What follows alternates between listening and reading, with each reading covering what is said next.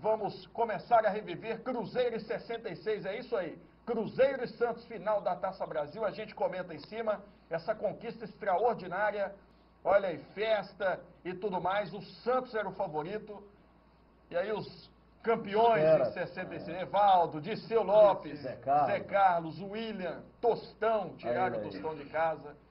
Dirceu Lopes, comente, por gentileza, o que foi para você essas decisões contra o Santos Futebol Clube, o maior time do mundo do Pelé. Na verdade, quando eu cheguei no Cruzeiro, até esses dois jogos históricos contra o Santos, o Cruzeiro era um time, vamos dizer assim, caseiro. E era o terceiro time de Minas Gerais. O primeiro era o Atlético, o América disputava em primeiro lugar, e o Cruzeiro era que vinha por fora.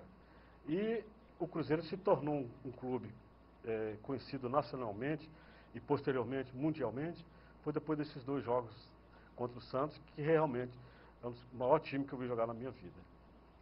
Eu, inclusive, fiz esse comentário hoje na Itatiaia, e durante o dia que andei em Coronel Fabriciano, que eu recebi de bordoada hoje, porque verdadeiramente o Cruzeiro tinha, naquela época, então, 65, 64, 63, bons juvenis, mas a nível estadual aqui, mas quem imperava mesmo era Atlético, América, né? Inclusive o clássico das multidões naquela época.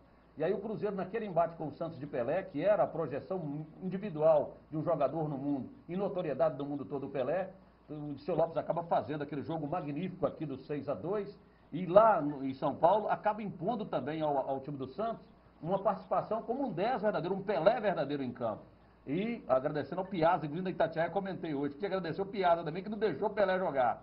Mas o Dirceu realmente acabou com o jogo, fez com que o Cruzeiro ganhasse projeção internacional e excursionasse para o mundo. E das excursões que o Cruzeiro fez, começou a descobrir o Atlético Mineiro, que era o grande embatedor com o Cruzeiro aqui do estado de Minas Gerais. E aí cresceu o estado de Minas Gerais em termos futebolísticos e o Atlético na mão, juntamente com o Cruzeiro. E alguns atleticanos questionaram a minha fala. Mas é exatamente isso, a história do Cruzeiro está aqui, Dirceu, e não vai me deixar na mão sozinho, né, Dirceu? 3824, você que quiser ligar, participar aqui também do nosso MSN, historiafutebolclube@hotmail.com, até 9 da noite você bate aquele papo conosco, a interatividade que é mais importante. O Dunga do centro de Coronel... Essa grandeza toda do Cruzeiro, porque são homens de visão que enxergaram na frente. Antigamente, na época que eu cheguei no Cruzeiro, o futebol mineiro era um celeiro, como hoje.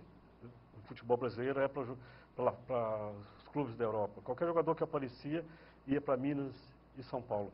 A partir do momento em que o Cruzeiro começou a formar esse grande time, o Felício Brandt segurou seus principais jogadores e então ele foi muito importante com o Carmelo Furlete nessa formação desse Cruzeiro. Eu queria fazer uma observação aqui, Fernando, um dado muito interessante também, que após o jogo do Cruzeiro em 66, são pesquisas que a gente vai fazendo, como o Fernando faz, é pesquisador, dá-se notas de que a partir daquele momento, sim, os times do futebol brasileiro começaram a ficar inseridos na competição nacional. Antes daquele embate Cruzeiro e Santos, não havia competições nacional que premiasse, por exemplo, Mato Grosso, Paraná, Porto Alegre, era muito ali, eixo Rio, São Paulo, tá? E aí depois que surgiu esse grande jogo de 66, aí sim as equipes do Brasil como um todo, Bangu, Americano de Campos, aí houve aqueles grandes campeonatos nacionais que despontaram grandes valores. É muito bom observar o quanto foi forte o Cruzeiro em 66 em relação àquilo que se propõe quando se discute Cruzeiro. Cruzeiro começou a lançar Minas Gerais para o mundo a partir daquele jogo de 66.